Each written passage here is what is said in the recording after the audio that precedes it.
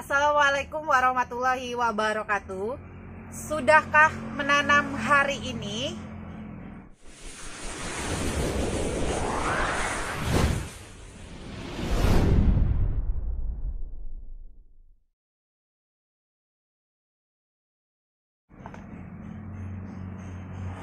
Teman-teman, selamat beraktivitas kembali ya. Jadi hari ini saya mau berbagi tips ya, seperti biasa, berbagi inspirasi juga.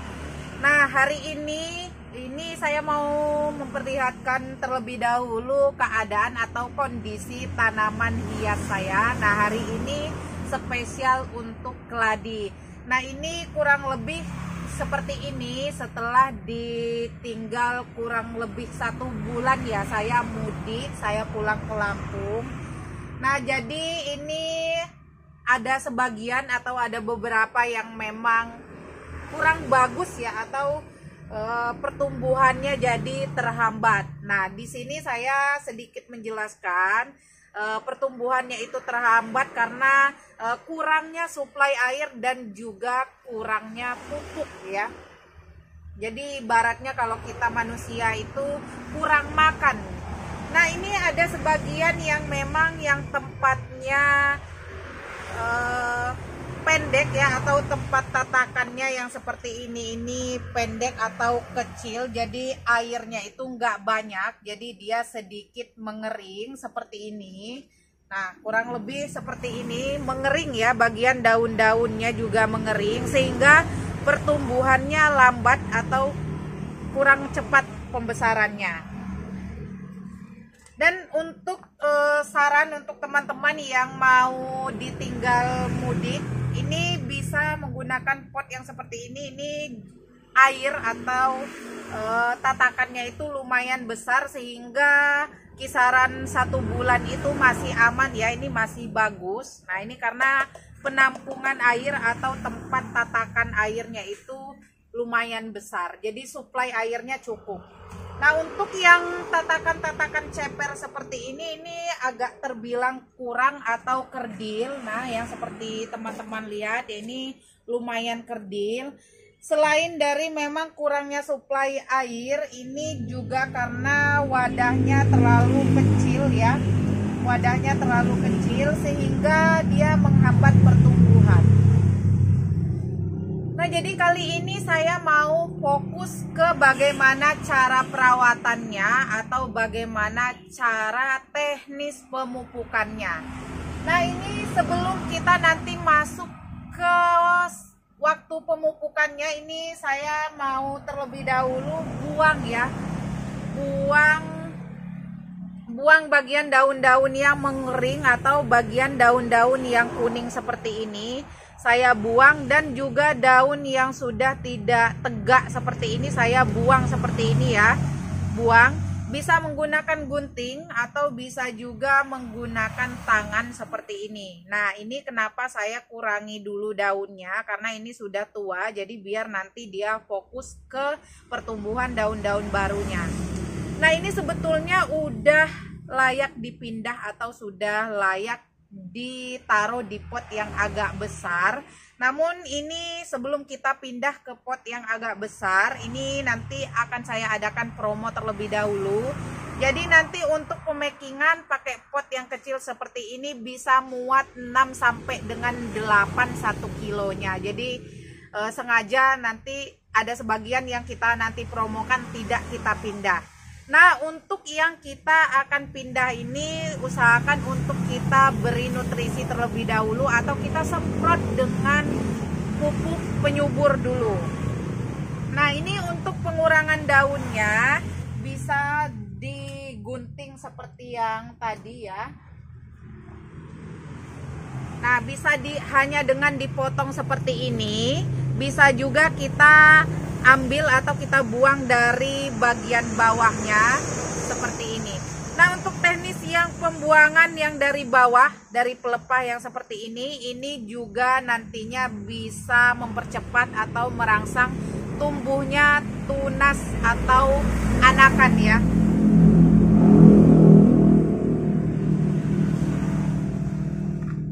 Nah, ini yang teknis buang atau teknis pengurangan daun atau pelepah itu nanti akan merangsang pertumbuhan tunas-tunas baru yang seperti ini.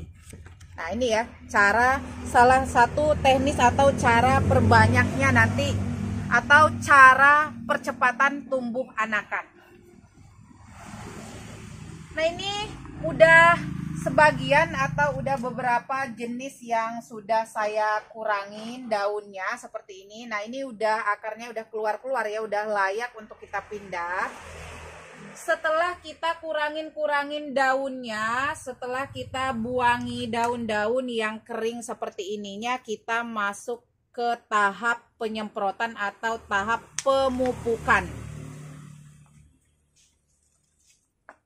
Nah ini ya, tadi bisa hanya dikurangi seperti ini dari tangkainya, bisa juga langsung dari pelepahnya. Biasanya kalau memang daunnya sudah mengering atau sudah mulai busuk itu mudah dicabut ya, tidak perlu dipotong, mudah untuk dicabut. Nah yang seperti ini ya. Nah ini bagus, kita masuk ke pemupukan. Nah setelah kita rapikan tadi, kita pemupukan ya. Nah ini seperti biasa saya menggunakan hormonik. Nah hormonik ini untuk anti stres, terus ini juga zat perangsang tumbuh atau hormonik ya, zat perangsang tumbuh. Nah ini sebagai penyuburnya. Nah jadi kalau kita manusia ini vitaminnya, dan ini makanannya. Jadi ini dosisnya 1 tutup ini, 3 tutup ini dicampur dengan air kurang lebih 10-15 liter. Nah karena saya ini pakainya yang 20 liter, jadi saya mau kasih yang hormoniknya ini 2 tutup botol. Jangan lupa dikocok terlebih dahulu. Ini organik ya teman-teman. Rekomendasi untuk teman-teman semua yang mau pakai yang aman, pakainya organik. Semua jenis organik bagus ya. 2 tutup botol hormoniknya.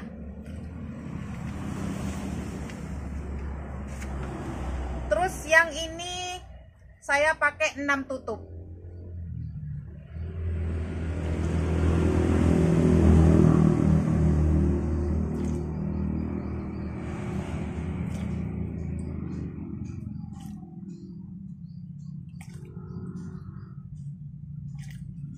Nah ini untuk dosis atau pemakaian dosis yang tepatnya ya. Jadi 2 tutup, ininya 6 tutup untuk 20 liter. Tapi untuk informasi organik, khususnya untuk organik NASA ini lebih banyak, lebih baik. Jadi tidak terjadi overdosis ya. Nah ini diaduk-aduk terlebih dahulu sebelum kita gunakan. Jadi ini informasi untuk teman-teman yang mau pakai pupuk ini, organik ini, bisa untuk semua jenis tanaman ya, dari mulai tanaman hias, tanaman sayur, tanaman buah, semua ya, dari tanaman yang sering dipanen, sayur-sayuran juga tanaman tahunan ya.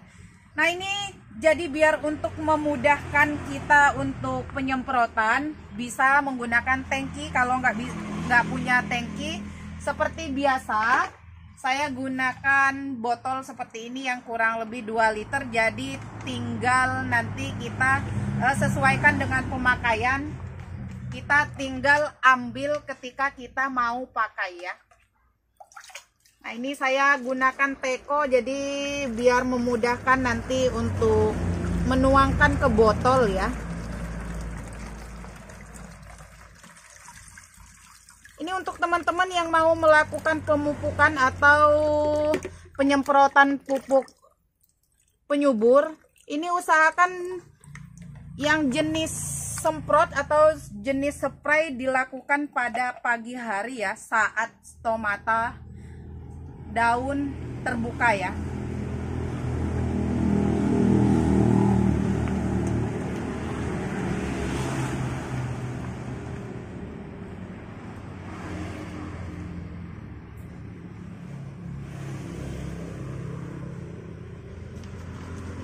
Nah, ini untuk yang sudah dirapihkan atau yang kita udah buang-buang daun-daun tuanya, kita lakukan penyemprotan ya.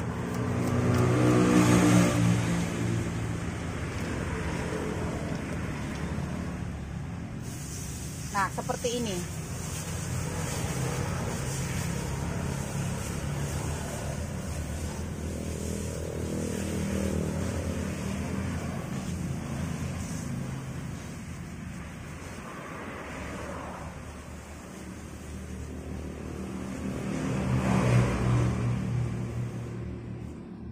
Lebih baiknya lagi ketika kita nyemprot seperti ini bisa diangkat atau bisa kita perhatikan, karena makannya tanaman itu adalah dari bagian bawah daun. Jadi kalau bisa kita semprotnya dari bagian bawah daun seperti ini.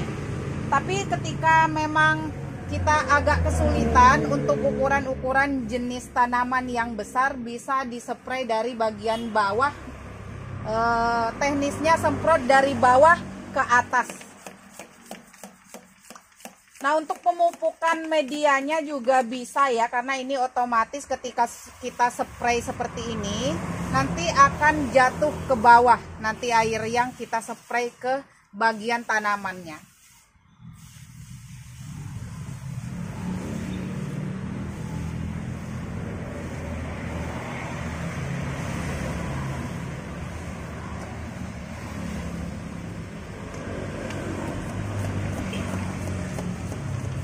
Untuk teman-teman yang baru pertama kali nyimak video dari RA Plant, untuk penyiraman atau untuk penyepraian vitamin dan pupuk penyubur itu selain dari dilakukan pada pagi hari juga bisa ya teman-teman, di kisaran jam 3 sampai 4 sore itu juga sama saat stomata daun terbuka.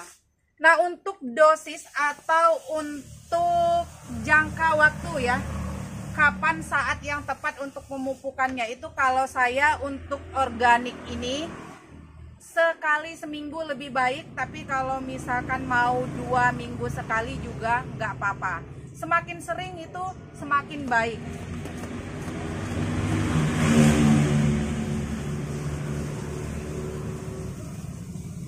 Nah, ini juga bibitan-bibitan yang kemarin pernah saya pindah ya. Ini udah mulai stabil, ini daunnya yang tadinya nggak ada daun gandanya, ini udah mulai stabil, daun gandanya udah mulai terlihat. Ini yang dulu beberapa bulan yang lalu saya pindah ya, udah lumayan subur. Ini yang Red Jaguar daun ganda.